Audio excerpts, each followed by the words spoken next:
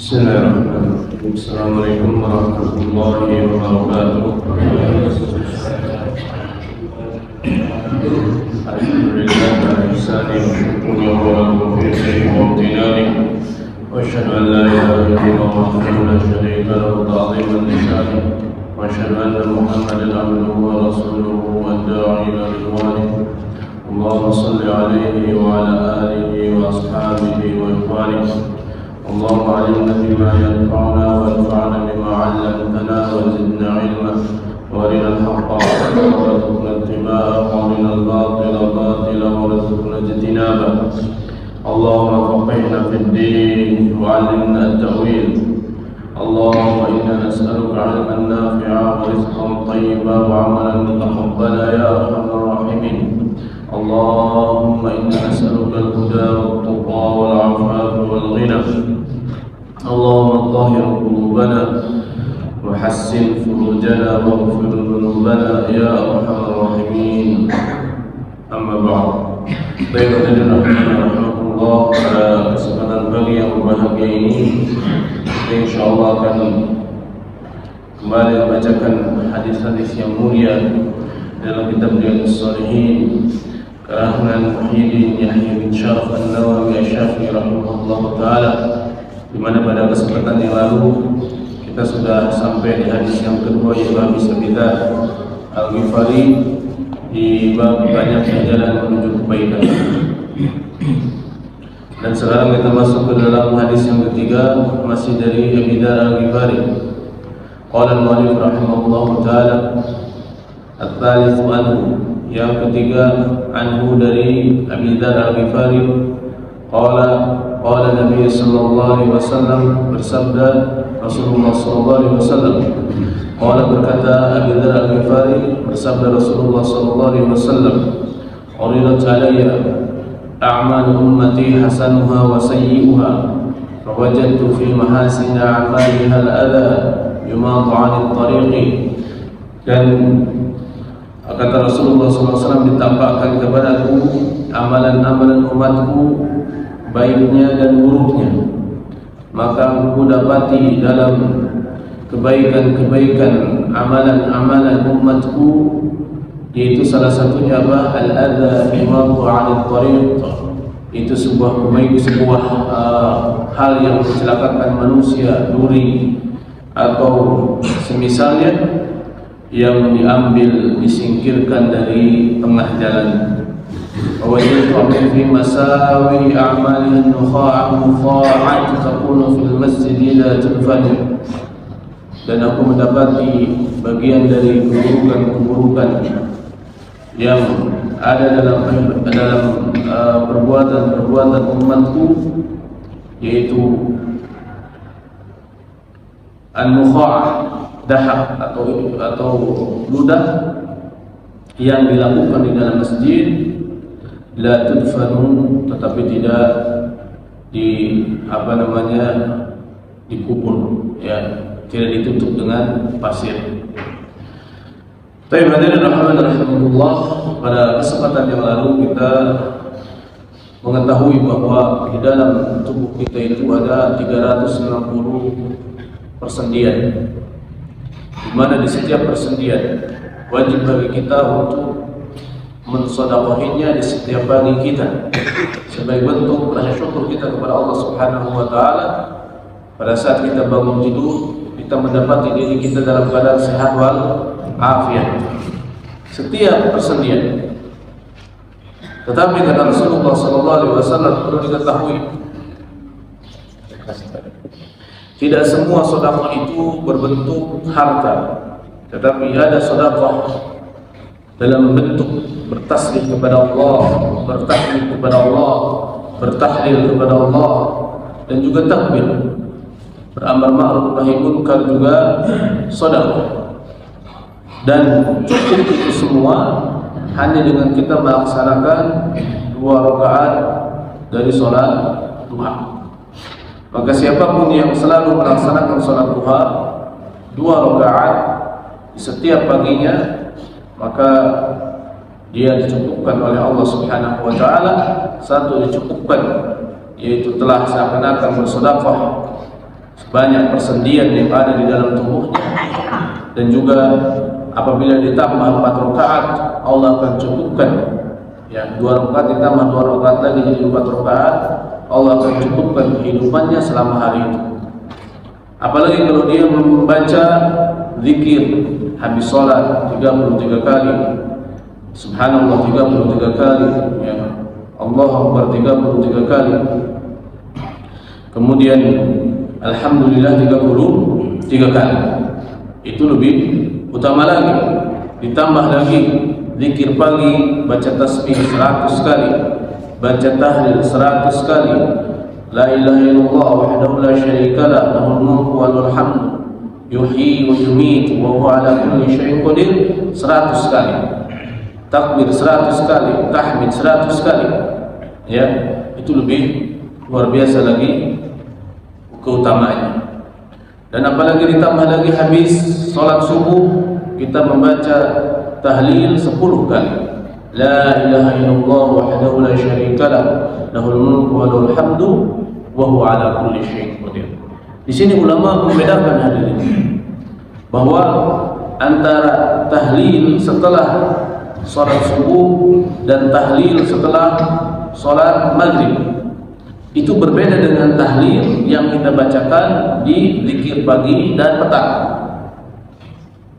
Perbedaannya sedikit, itu jika habis maghrib dan habis subuh 10 kali dan siapapun yang membacanya maka seakan-akan dia telah memerdekakan budak-budak, ya, 10 budak diriwayatkan atau 1 budak dari Bani Ismail. Di dalam zikir atau tahlil habis subuh dan tahlil habis maghrib itu tidak ada yuhyi wa yumit, ya, tidak ada yuhyi wa yumit, seperti ini dikatakan oleh sebagian para ulama.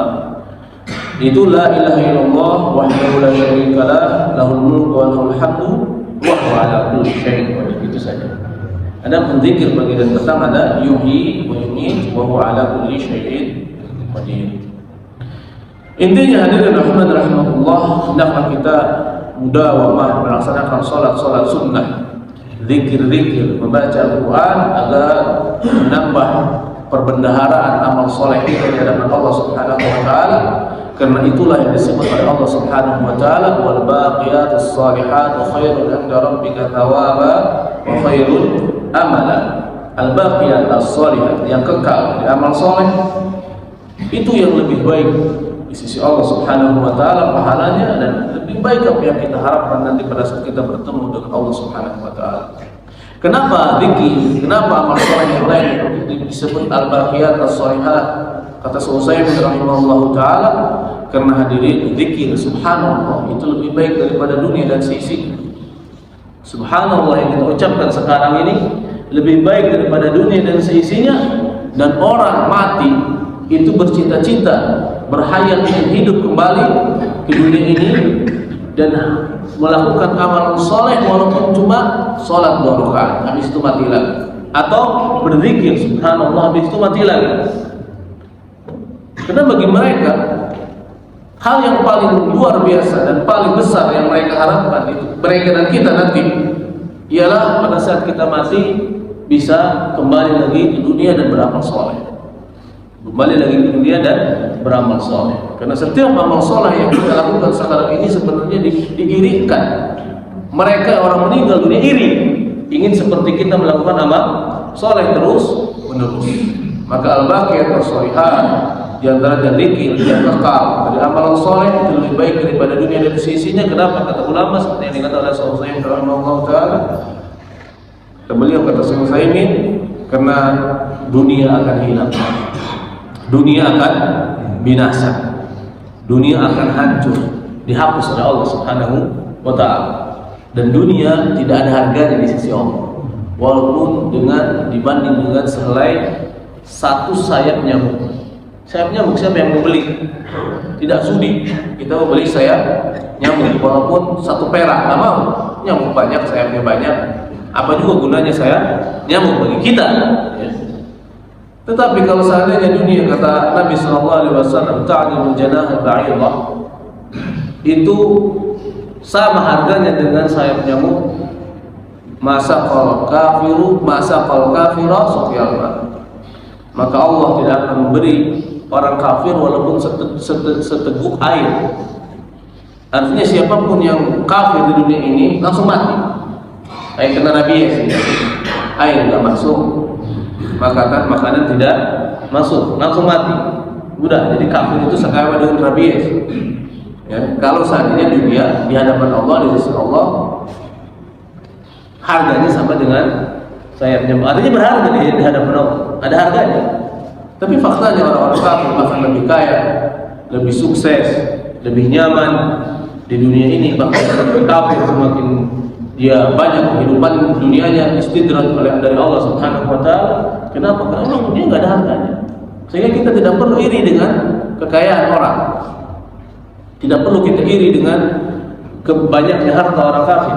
Enggak perlu iri, ngapain? Karena dunia tidak ada harganya. Yang iri itu jika kita melihat seorang muslim, ya dia rajin ibadahnya dalam bentuk ibadah badaniyah, kemudian dalam bentuk ibadah maliyah dia kaya, sedekah rajin, infak rajin, wakaf rajin, itu yang kita irikan, namanya ghibthah.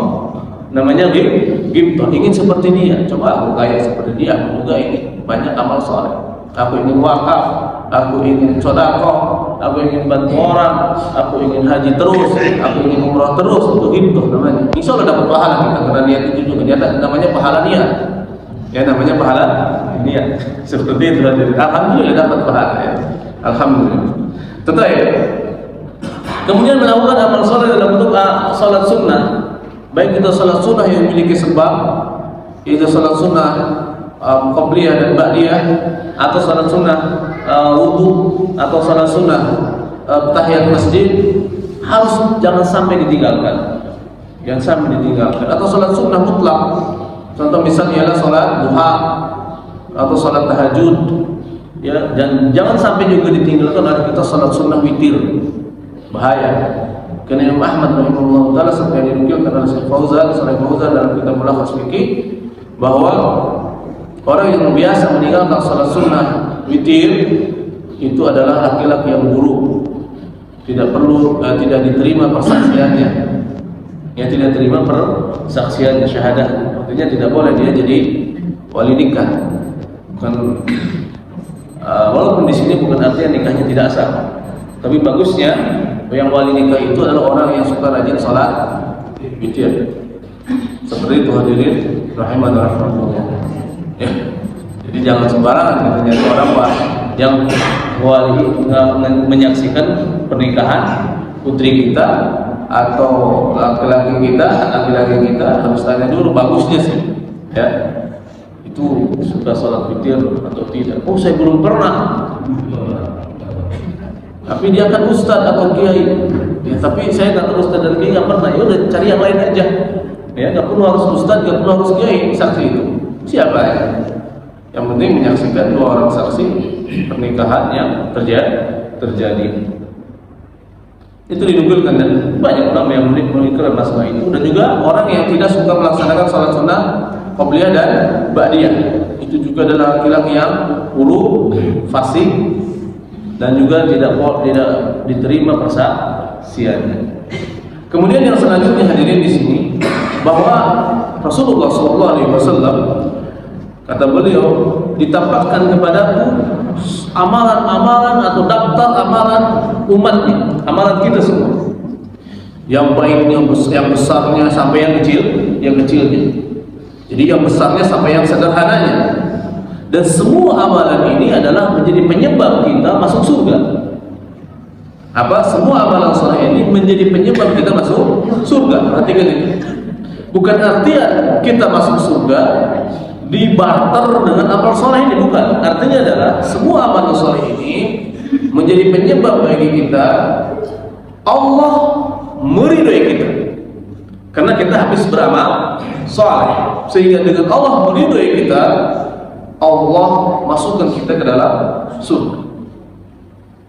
Dan yang disebut dengan amal soleh di sini adalah sunnah Rasulullah SAW. Maka sekecil apapun, sesederhana apapun, seringan apapun sunnah Nabi, jika kita lakukan hadirin, maka Allah akan ridho kepada kita. Jika Allah ridho kepada kita, Allah akan masukkan kita ke dalam surga. Hal yang paling kecil, artinya hal yang paling ringan, rendah, sederhana, tapi itu juga disebut amal soleh. Kalau itu disebut amal soleh, berarti itu juga bagian dari iman. Karena iman itu adalah iqraru bil qalb, wal qawlu bil lisan, wal amalu bil arkan.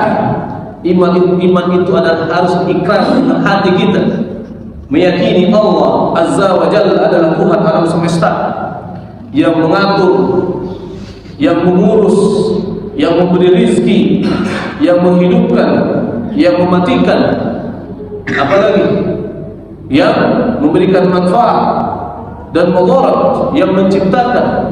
Baginya adalah nama-nama yang mulia, sifat-sifat yang agung. Dan bagi Allah Subhanahu wa taala adalah hak disembah, hanya Dia semata. Itu namanya ikrar dengan hati. Kemudian diucapkan dengan lisan, asyhadu an la ilaha illallah wa asyhadu anna Muhammadan Rasulullah. Kemudian itu semua dua hal tadi tidak sempurna atau tidak berfaedah jika tidak ada realisasi. Hal yang pertama, realisasi dari iman yang diucapkan, yang ikrar dengan hati, diucapkan dengan lisan, adalah amal soleh yang nomor satu. Ini amal soleh nomor satu apa? Menjauhi segala bentuk kesyirikan. Itu amal soleh nomor satu. Menjauhi segala bentuk kesyirikan dan mentauhidkan Allah Subhanahu wa ta'ala. Kemudian melaksanakan sholat berjamaah di masjid, menjaga sholat 5 waktu sehari semalam tepat di waktunya, kecuali sholat isya. Boleh sholat isya diundur, bukan pada saat tepat waktunya. Sunnah, bagi salah satu sholat yang sunnah diakhirkan ialah sholat isya, kecuali di dalam masjid, ya boleh masjid akhirkan sholat isya jam 10 malam, ya ribut urusannya nanti.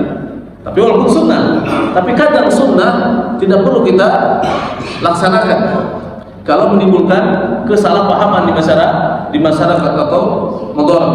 Artinya bukan sunnahnya yang mudarat, ya, tapi keadaan masyarakat yang tidak memahami itu, boleh kita ibdul.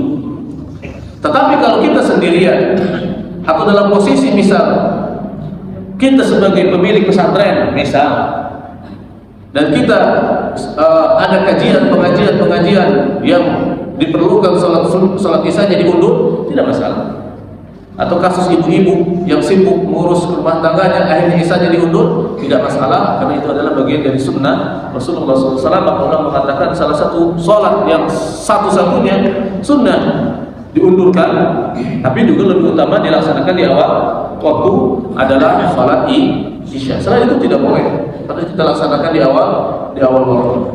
Hadirin, melaksanakan zakat, puasa, haji, dan amalan sholat yang lainnya sunnah-sunnah Rasulullah SAW. Dari kita masuk WC, cebok di dalam WC dengan tangan kiri, kemudian sebelum masuk WC kita baca doa dulu, ya, baca Bismillah, a'udzubika minal khubuthi wal khaba'ith, keluar dari WC ghufranaka. Itu semua sunnah. Itu semua apa? Salat. Itu semua iman. Itu semua iman. Wa ma kana Allah yudhi'a imanakum. Wa ma kana Allah yudhi'a imanakum. Dan tidaklah Allah akan menyia-nyiakan iman kalian. Apa maksud iman di sini dalam surah Al-Baqarah? Artinya salat. Iman di sini salat. Allah menyebut salat dengan iman. Dalam ilmu balaghah sebenarnya majaz mursal. Ya, majaz mursal. Kenapa hadirin? Karena iman itu adalah harus direalisasikan dengan salat. Artinya dengan amal perbuatan. Maka setiap amalan soleh yang kita lakukan, dan di mana amal soleh itu adalah kita lakukan berdasarkan keikhlasan dan di atas sunnah Rasulullah SAW, maka disebut iman. Kita memungut duri di jalan berarti kita beriman. Maka Rasulullah SAW bersabda, "Ibadatul adhan at-tariq shadaqah." Dan memungut duri di jalan adalah sedekah. Dan beliau lain adalah al-imanu bid'un wa sab'una syu'bah. Iman itu adalah ada 73 atau 77 atau 79, jadinya bid'un itu dari 3 sampai 10. Itu adalah bid'un. Cabang. A'laha la ilaha illallah, di mana tingkatan tertinggi derajat iman adalah tauhid. Dan serendah-rendahnya wa adnaha, serendah-rendahnya derajat keimanan apa? Mengambil duri di jalan. Artinya siapapun yang membuang sampah pada tempatnya atau menyingkirkan sampah, hal yang menyakiti manusia di jalanan, maka dia orang beriman. Dan sebaliknya, siapapun yang buang sampah sembarangan, makan cilok, makan pisang, makan semangka, main lempar-lempar saja, ya, main lempar-lempar saja, kan? Itu duri cilok itu, tusuk cilok, itu bahaya sekali. Karena karyawan istri saya pernah ketusuk sama tusukan cilok itu, tak nancap dari sini ke sini di kakinya. Lumayan duitnya gede, dia bawa rumah sakit, suntik infeksi dan yang lain-lainnya. Nah ini nggak boleh kayak gitu, hukumnya dosa. Artinya di kita sebaliknya tidak beriman kepada Allah. Siapapun yang buang sampah sembarangan, bukan karena kita di Singapura, bukan, ya karena kita seorang mukmin.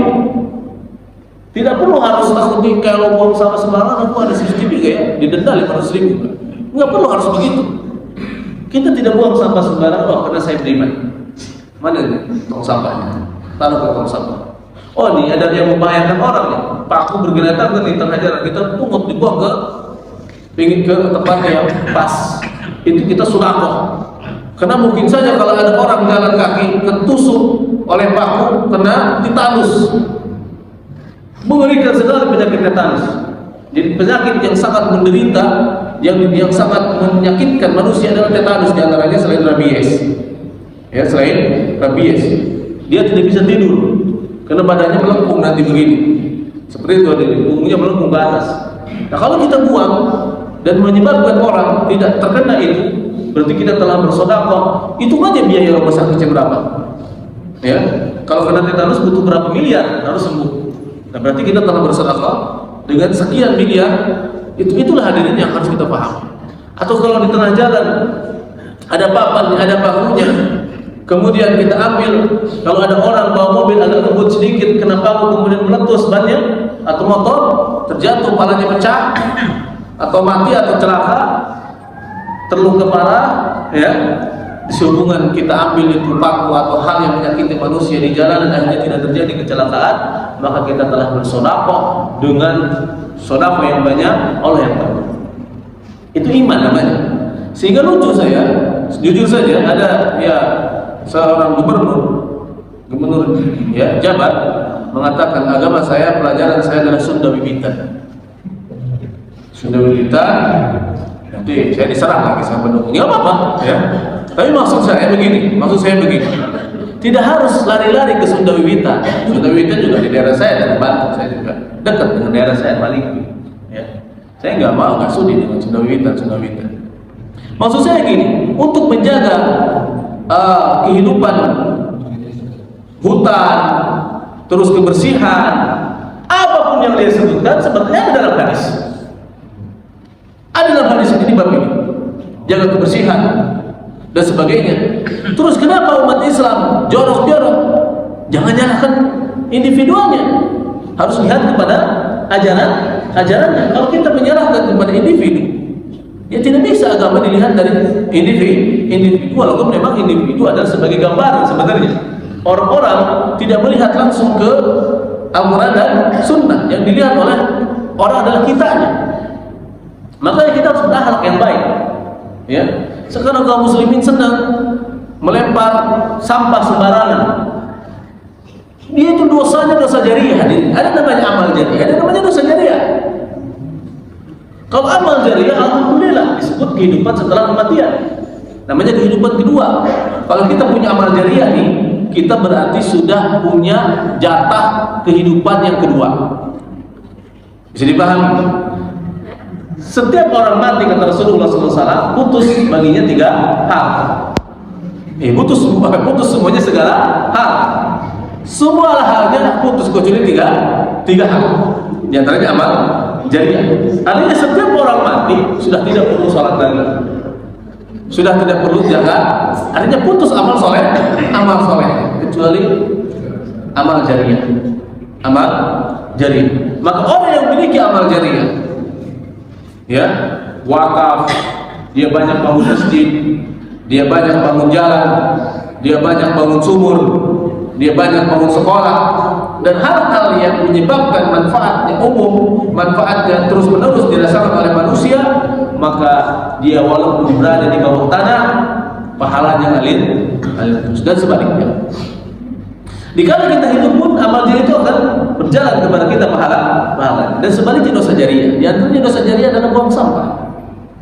Selama sampah itu numpuk di sana dan mengganggu kenyamanan manusia, maka selama itu juga dosanya ngalir. Jadi harus dipahami ya diri. Sehingga kalau dibawa lagi namanya sunnah.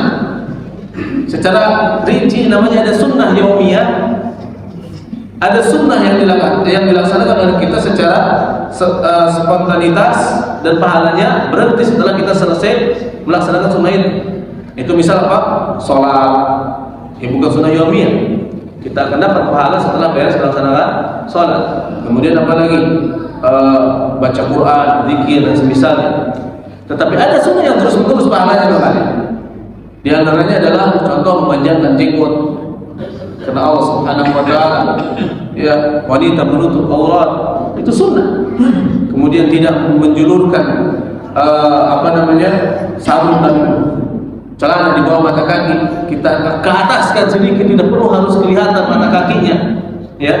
Maksudnya tidak perlu harus tertinggi banget. Intinya jangan sampai di bawah mata kaki. Pas semata kakinya itu sudah dikatakan kita melaksanakan sunnah. Ya, itu sudah sunnah. Jadi ini mata kaki tidak perlu harus ke bawah.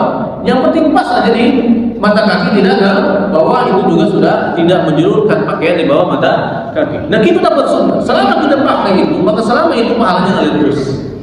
Di antara sunnah yaumiyah adalah nanam pohon, menjaga kelestarian lingkungan. Itu sunnah. Makanya saya tidak setuju seakan-akan dalam Islam itu tidak ada ajaran menjaga lingkungan. Seakan-akan dalam Islam itu tidak ada larangan merusak lingkungan.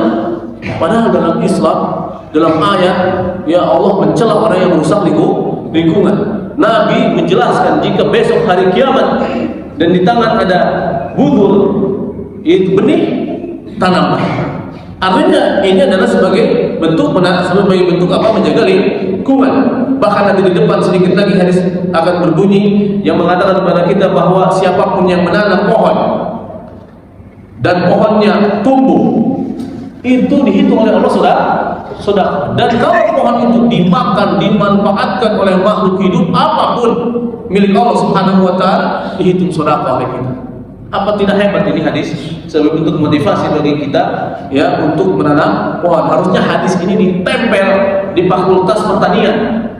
Serius, harusnya hadis ini di depan ditempel di Fakultas Pertanian, ya, agar paham bahwa inilah sunnah Rasulullah SAW,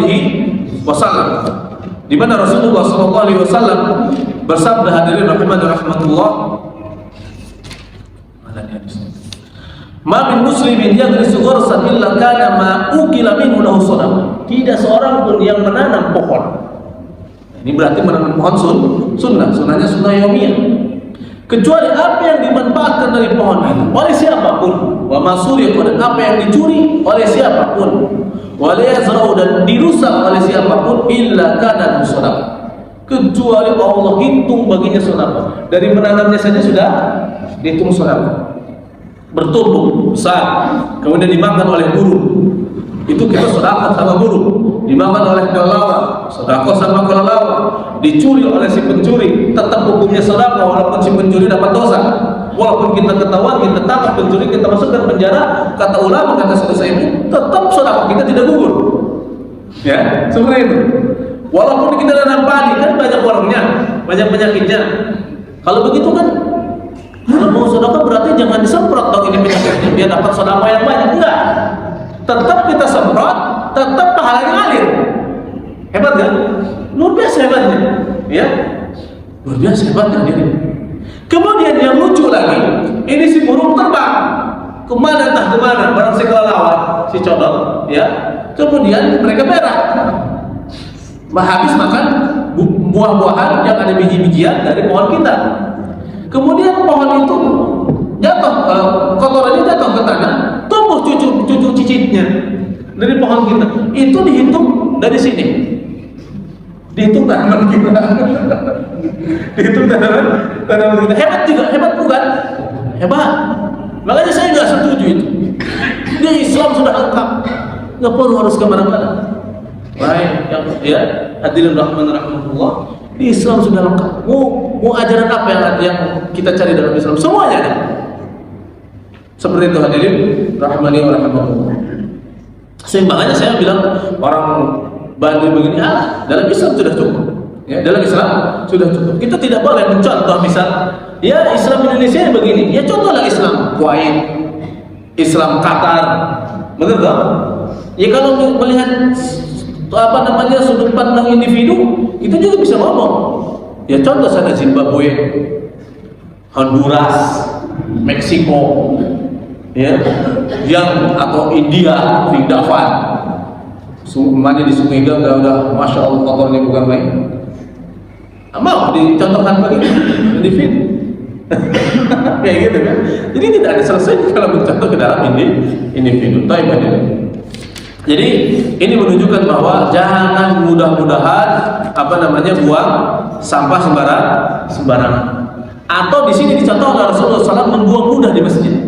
Dulu pada zaman Rasulullah SAW atau secara umum, dan sekarang masih ada contohnya di Sudan atau di daerah-daerah Afrika, masjid yang lantainya terbuat dari pasir aja, mereka sholat di pasir. Nah, kalau meludah itu hukumnya dosa, itu sebuah kemaksiatan. Maka caranya adalah tinggal harus dipendam ludah.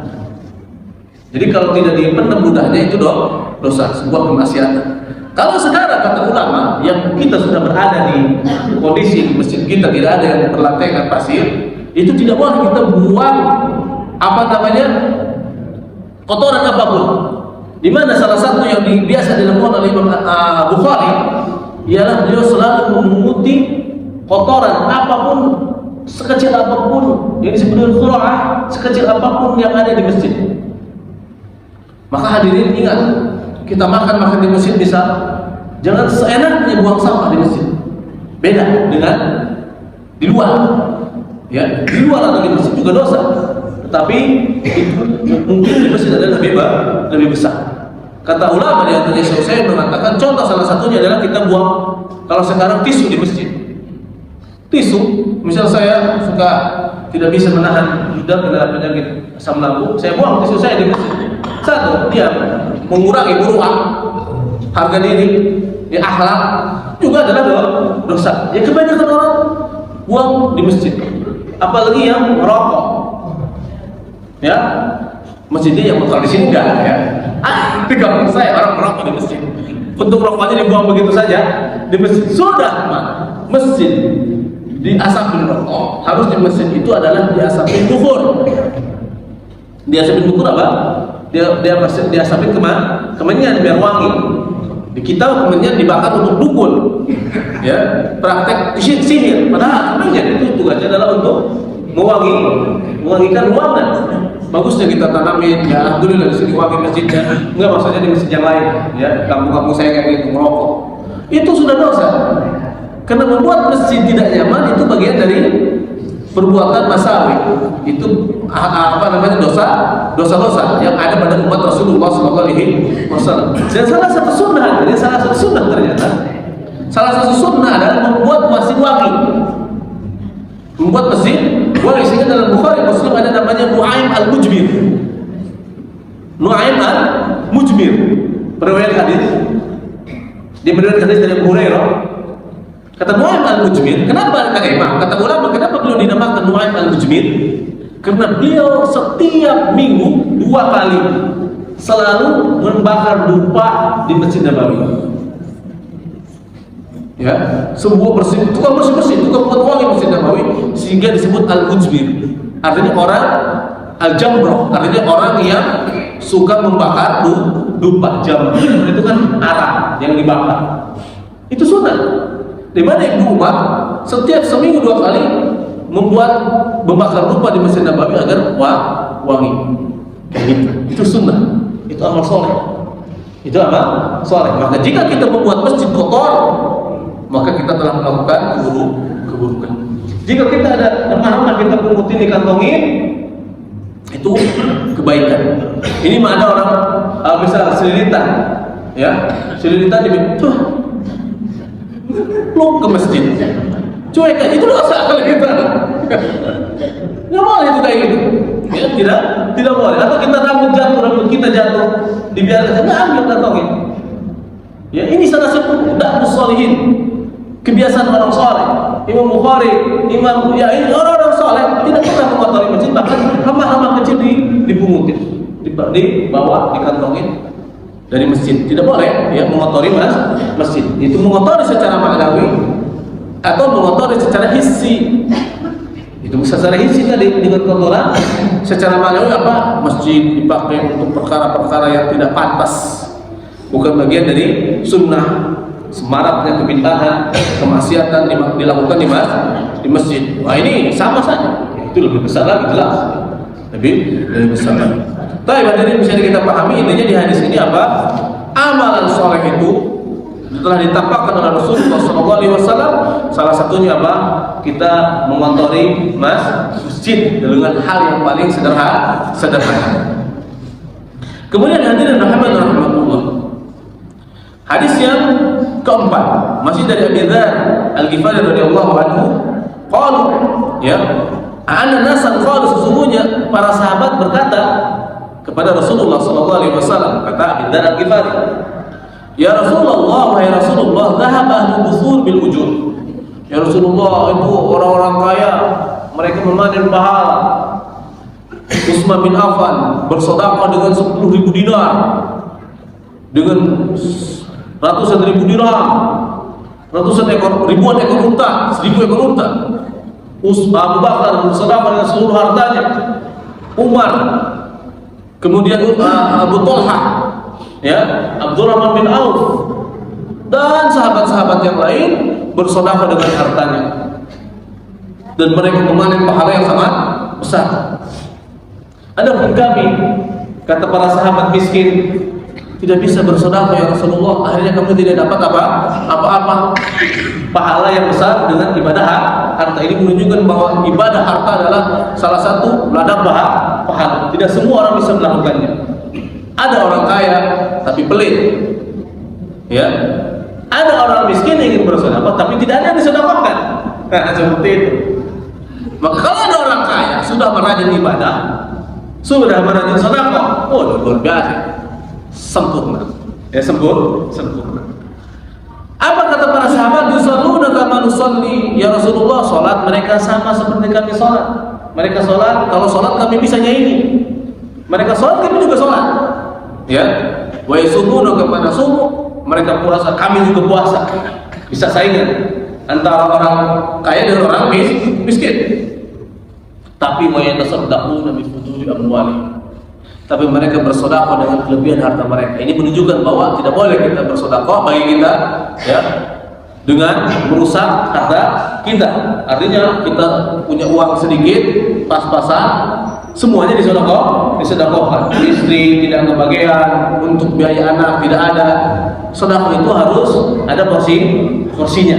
Ya, sedekah itu ada porsinya, tidak boleh berlebihan. Artinya sehingga membuat kita modal. Ya Allah akan membalas, betul.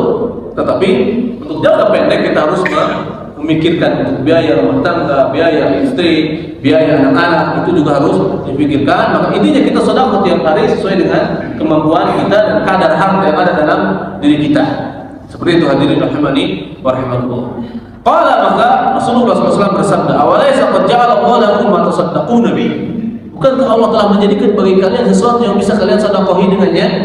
Artinya bukankah Allah telah menjadikan kalian sesuatu yang kalian bisa bersedekah dengannya walaupun bukan dengan harta, tapi disebut sedekah oleh Allah Subhanahu wa taala. Apa itu? Sesuatu yang kita lakukan tapi dihitung sedekah oleh Allah Subhanahu wa taala. Bahkan bisa mengalahkan sedekah dengan harta. Kata Rasulullah SAW, "Inna bi kulli tasbihatin sedekah." Setiap tasbihah itu dihitung sedekah. Kemudian wa kulli takbiratin sedekah. Setiap kita mengucapkan alhamdulillah sedekah, subhanallah sedekah. Wa kulli tahmidatin sedekah. Setiap kita mengucapkan alhamdulillah sedekah, subhanallah sedekah, Allahu akbar sedekah. Wa kulli tahlilatin sedekah, la ilaha illallah. Setiap kita mengucapkan tahlil la ilaha illallah sedekah. Dan bahkan ini adalah yang paling utama. La ilaha illallah. Inti dari semua zikir. Tidak sah salat tanpa la ilaha illallah. Di dalam tasyahud akhir tidak sah salat tanpa la ilaha illallah. Asyhadu an la ilaha illallah wa asyhadu anna Muhammadar Rasulullah. Tidak sah tanpa mengucapkan itu. Kemudian juga di dalam salat, di dalam azan harus ada la ilaha illallah. Dalam segala hal, dalam segala hal, bahkan doa kita akan diterima oleh Allah Subhanahu wa taala kalau diiringi dengan la ilaha illallah.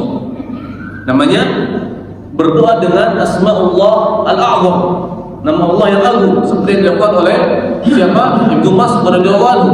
Allahumma inni as'aluka bi anni asyhadu an la ilaha illallah wahdahu la syarika lah, al-ahad as-samad, al-ahad al-fard as-samad, lam yalid wa lam yulad wa lam yakul lahu kufuwan ahad, an taghfirli ya an taghfirli. Allahumma inni as'aluka imanan la yartad wa na'iman la yanfad wa qurrata 'ainin la tanqati.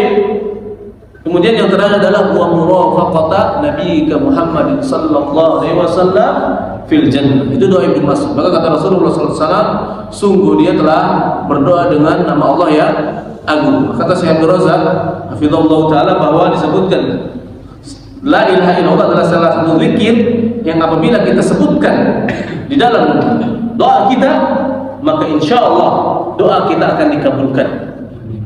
Jadi sebelum doa kita tawassul dulu la ilaha illallah wahdahu la syarika lahu al-mulku wa lahul hamdu wa huwa ala kulli syai'in qadir. Kemudian kita membaca mengucapkan asmaul husna yang lain, kemudian kita berdoa insya Allah doa itu akan dikabulkan yang diiringi dengan tahlil.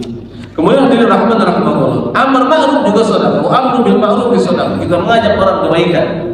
Amar ma'ruf, yuk kita salat yuk kita baca Quran, itu amar ma'ruf. Semua orang bisa amar ma'ruf. Semua orang senang dinasihati dengan kebaikan, dimotivasi melakukan kebaikan, senang. Ya.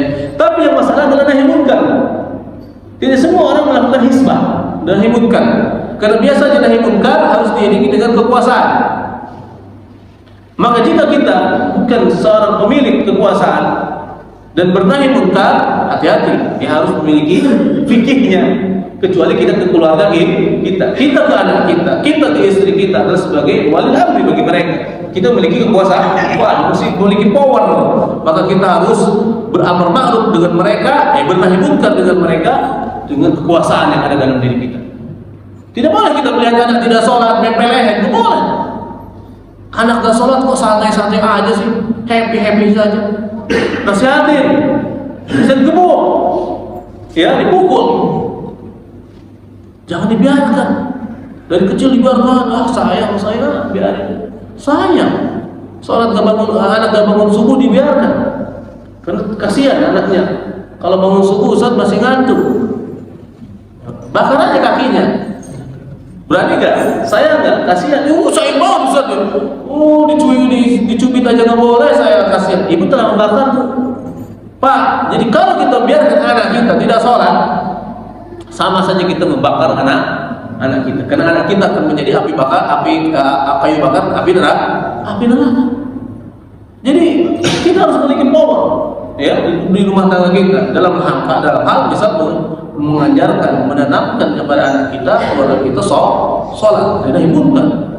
Hal yang paling mungkar, semungkar-mungkarnya kemungkaran apa? Orang meninggalkan sholat. Hal-hal yang paling mungkar. Hal yang paling baik, sebaik-baiknya kebaikan apa? Sholat. sholat. Yang kita ngajak sholat itu masya Allah amar ma'ruf luar biasa. Ada pun ke orang lain yang kita tidak memiliki wilayah atas mereka, kekuasaan atas mereka, maka hendaklah kita beramar nahi munkar apa? Dengan kalau bisa dengan tangan kita, dirubah dengan tangan kita. Kalau tidak bisa, dinasihati dengan baik. Kalau tidak bisa, menimbulkan mudarat, apalagi tangan dengan ucapan saja menimbulkan mudarat, maka dengan doa.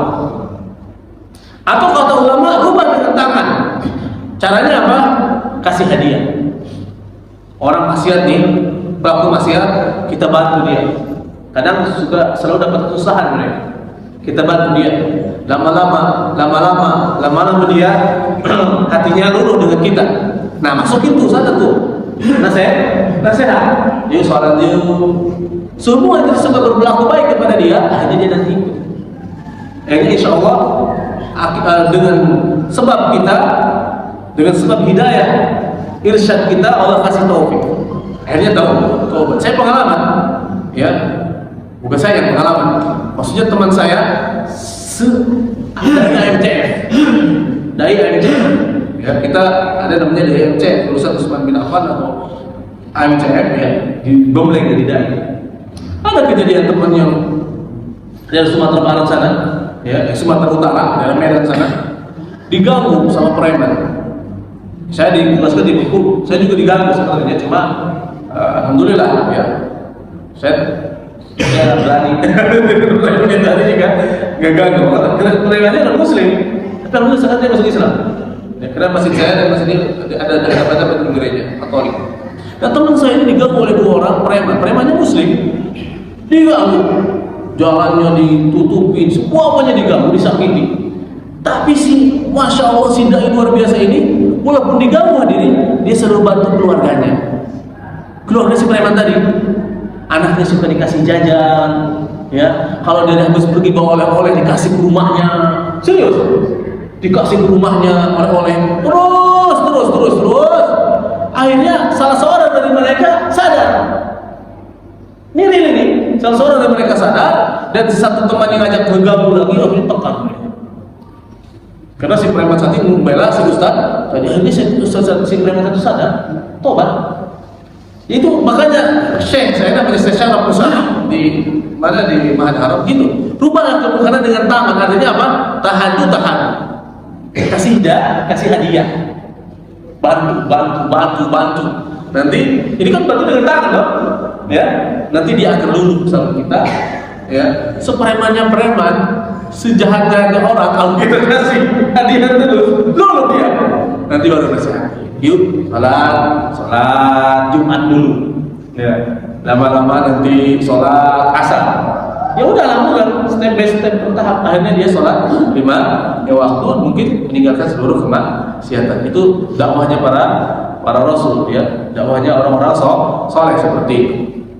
Kemudian ada dua fibidi ahalikum sodaqah, dan di dalam diri kalian ada sodaqah.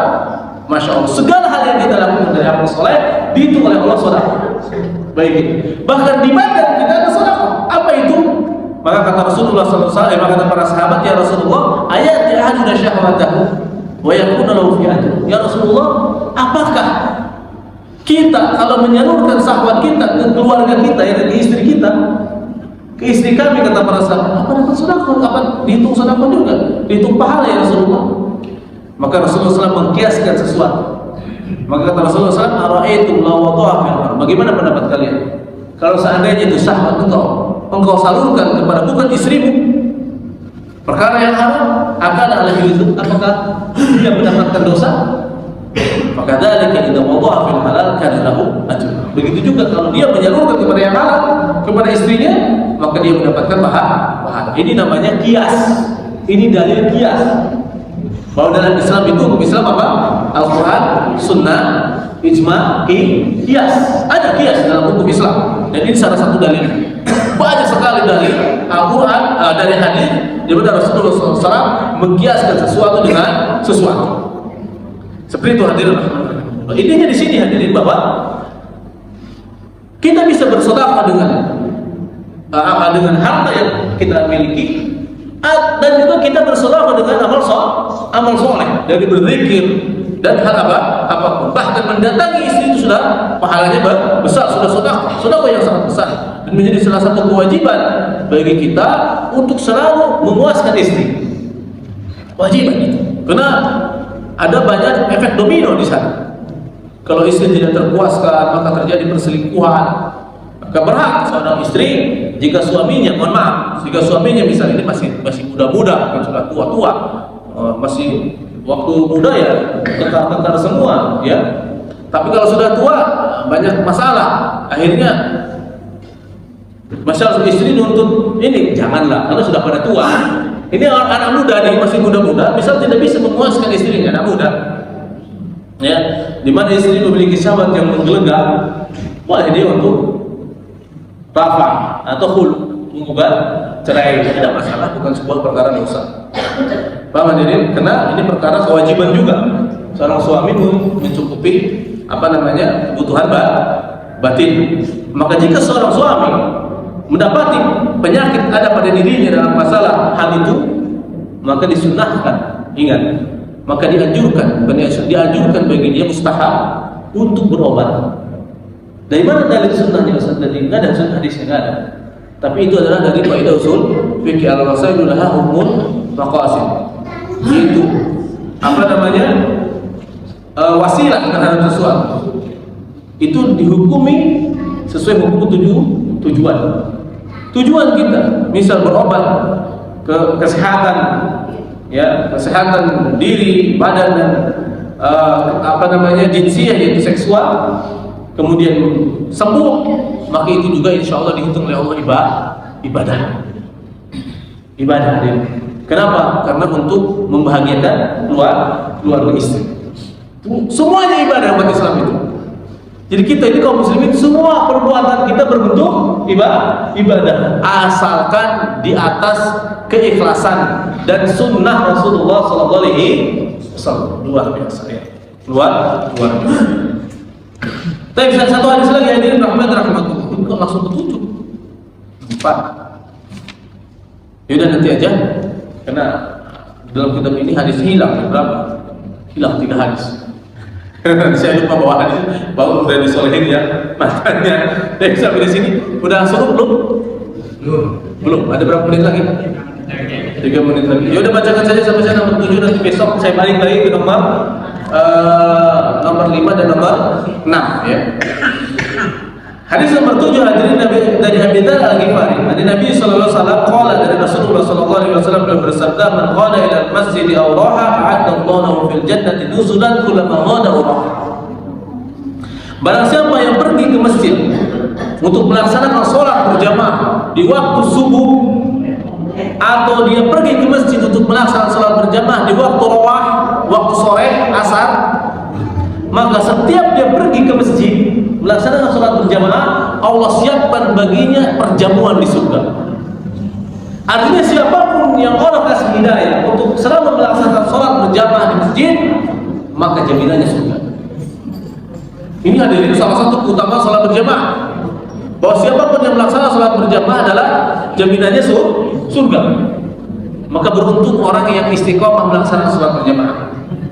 Merugi orang yang istiqomah tidak melaksanakan sholat berjamaah di masjid. Bahkan salah satu hadis Rasulullah SAW tentang keutamaan sholat berjamaah di masjid apa? Basyiril masya'ina fi dzulal bin nuri tabi yaumil qiyamah. Berilah kabar gembira orang yang selalu pergi ke masjid melaksanakan sholat berjamaah dengan cahaya yang sempurna pada hari kiamat. Karena tanda dia bukan orang munafik apa? Istiqomah sholat berjamaah. Tanda dia kemungkinan terhinggapi oleh penyakit munafik, gak sudi sholat berjamaah di masjid. Gak sudi. Apalagi waktu isya, waktu subuh, berat sekali.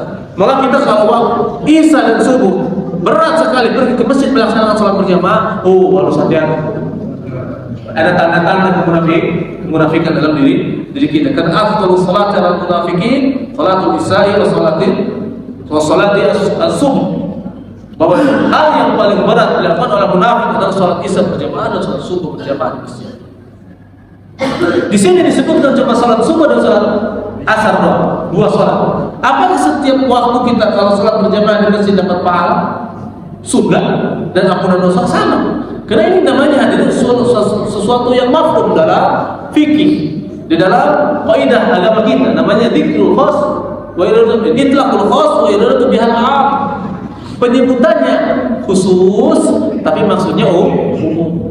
Metafor, yang majas metafor seperti yang disebutkan dalam bahasa kita Indonesia. Udah makmur bahasa Indonesia juga. Kemana teman kita ini ya? Sudah lama gak lihat batang hidungnya. Apakah batang hidungnya datang? Bukan, adanya tidak melihat dirinya. Disebutkan juga batang hidungnya, maksudnya adalah semua. Itu dalam majas biasa lah. Ya, dalam bahasa Arab namanya majas mursal. Ya, atau dalam kaidah fikih namanya apa? Dzikrul khas wa iradatu biha al-'am. Penyebutan khusus tapi maksudnya umum. Itu sholat lima waktu kita laksanakan di masjid, ya, secara umum. Dan hadirin, di mana pahala sholat berjamaah itu adalah 27 derajat, baik laki-laki atau perempuan. Ibu-ibu sholat berjamaah di masjid dapat 27 derajat atau 25 derajat. Dan kita dilarang untuk melarang istri kita, anak perempuan kita sholat di masjid. Nggak boleh ngelarang. Karena Rasulullah SAW bersabda, "La tamna'u ima Allah masajid Allah." Jangan kalian melarang para wanita untuk sholat berjamaah di masjid. Walaupun wanita lebih utama sholat di rumah, di dalam kamarnya, sehingga disebutkan dalam kitab Uqudul Jen, walaupun di Masjid At-Taqwa yang unta ini, misal ada Nabi sedang jadi imam, ibu-ibu tetap lebih utama sholatnya di rumah. Dipahami ya? Tapi kalau dia mau ke masjid tidak masalah, dia tetap mendapatkan keutamaan. Dan ini salah satu kelebihan ibu. Perhatikan, Ustaz, kalau ibu-ibu sholat di rumah pahalanya dapat 27 atau dapat 1? Dapat 1. Nah, kalau gitu saya ke masjid dong dapat 27. Perhatikan juga begini, bukan begini maksud. Satu pun gede dibanding 27. Jadi satu pun kualitasnya lebih utama dari kuantitas 27. Contoh, ulama mencontohkan. Contoh sediananya adalah Syekh Abdul As-Suhail mencontohkan masalah ini. Kalau kita maksiat di Indonesia, saya bilang, kalau kita maksiat di Indonesia dan maksiat di Mekah, dosanya sama kan? Maksudnya bilangan dosanya sama kan? Bilangan dosanya sama kan? Sama. Satu-satu kan? Mau maksiat di Bambulah, maksiat di Mekah, dosanya satu. Baik, permasalahannya kadarnya gedean mana yang satu tadi di Bambulah, yang satu di Mekah? Gedean di Mekah. Ya itulah namanya hadirin. Ada sebuah amalan yang Allah lipat gandakan bilangannya, dan ada Allah dan yang Allah lipat gandakan ukurannya. Karena saya diprotes, pernah ada yang protes membahas tentang hadis ini oleh seorang, ada beberapa jamaah. Ustaz, apakah hadis itu relevan untuk saat ini? Bro, jangan kejauhan dong ngomongnya. Kok relevan? Nggak boleh kita mengatakan hadis Nabi, sunnah Nabi relevan atau tidak relevan, nggak boleh. Nggak berani gitu. Saya bilang, Pak, justru ini adalah rahmat Allah bagi para ibu-ibu. Kalau laki-laki kita sholat di rumah sendirian, kata ulama bukan satu pahala. Kan kalau sholat sendiri dapat 1 pahala, bahkan bisa dapat 1/6 pahala. Artinya lebih kecil lagi. Dilihat dari pelaksanaan rukunnya, dilihat dari keikhlasannya, dilihat dari mempraktekkan sunnah Nabi. Semakin pulang semakin mengecil. Tapi kalau ibu-ibu sholat di rumah, ya walaupun mutat laptop bisa, tetap pahalanya besar dibanding di masjid. Walaupun 27 derajat, saya bilang besar. Kenapa? Karena belum besar.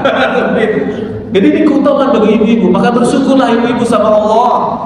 Ya, bersyukur sama Allah. Kita nih repot bapak-bapak nih.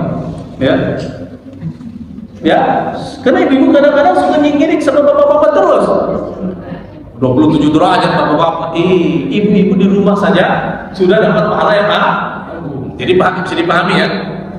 Jadi Allah agungkan dengan kuantitas atau dilipat dengan bilangan. Ada Allah agungkan dengan kualitas. Sudah kita pahami, maksiat di Pamulang dengan maksiat di Masjidil Haram sama angkanya.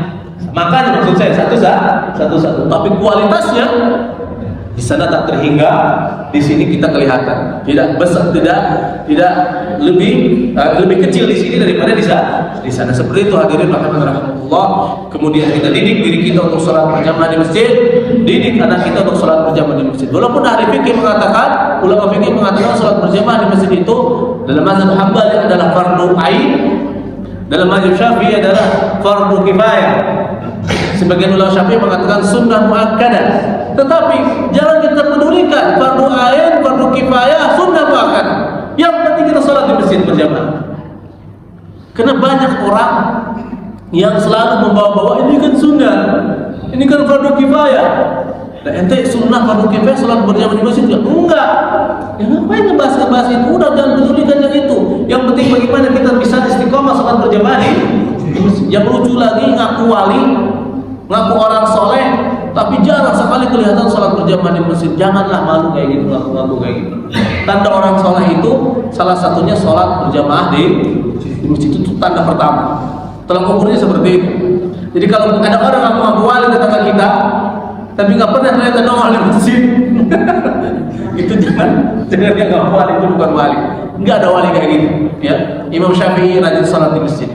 Imam Ahmad, para wali semua, ya, para sahabat, para tabi'in, Syekh Abdul Qadir Jailani, beliau selalu sholat berjamaah di masjid. Seperti itu hadirin rahimani wa rahmatullah. Saya cukupkan sampai di sini. Ya, semoga bermanfaat bagi kita semua dan semua kita selalu diberi hidayah oleh Allah untuk selalu beramal saleh. Dari yang sederhana sampai yang besar, insyaallah subhanahu wa taala, dari yang ringan sampai yang berat kita lakukan. Baik hadirin sampai di sini, tidak ada pertanyaan jawab ya. Semoga Allah. Assalamualaikum warahmatullahi wabarakatuh. Waalaikumsalam. Menarik sekali ini. Ustaz yang ingin ditanyakan adalah sekarang kita tuh suka melihat kita itu waktu di di sosial media itu terkait tentang amalan-amalan untuk dibacakan sekian banyaknya mendapatkan keuntungan dan sebagainya. Bagaimana Ustaz? Baik, terima kasih. Ini pertanyaan yang sangat bagus sekali. Hadirin, setiap amalan-amalan berbentuk zikir, perhatikan. Apabila ada sebuah zikir, keutamaannya berkaitan dengan waktu, atau jumlah, atau tempat, maka sifatnya tauqifiyah. Sifatnya tauqifiyah, artinya harus mengikut manut nunut apa yang dicontohkan oleh Rasulullah SAW. Ingat, setiap zikir yang berkaitan dengan waktu,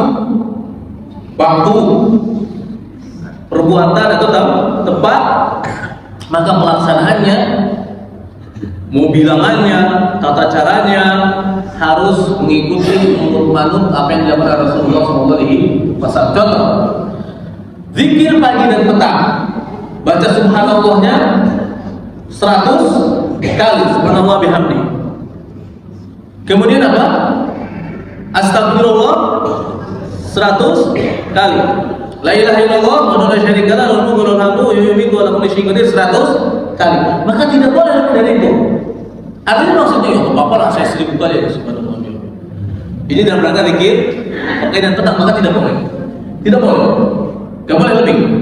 Kemudian zikir habis melakukan sholat, zikir habis sholat, subhanallah 33 kali, alhamdulillah 33 kali, Allah Akbar 33 kali, subhanallah alhamdulillah wa la ilaha illallah wallahu akbar. Apakah boleh 100 kali? 100 kali tidak boleh, karena sudah ditentukan. Adapun selain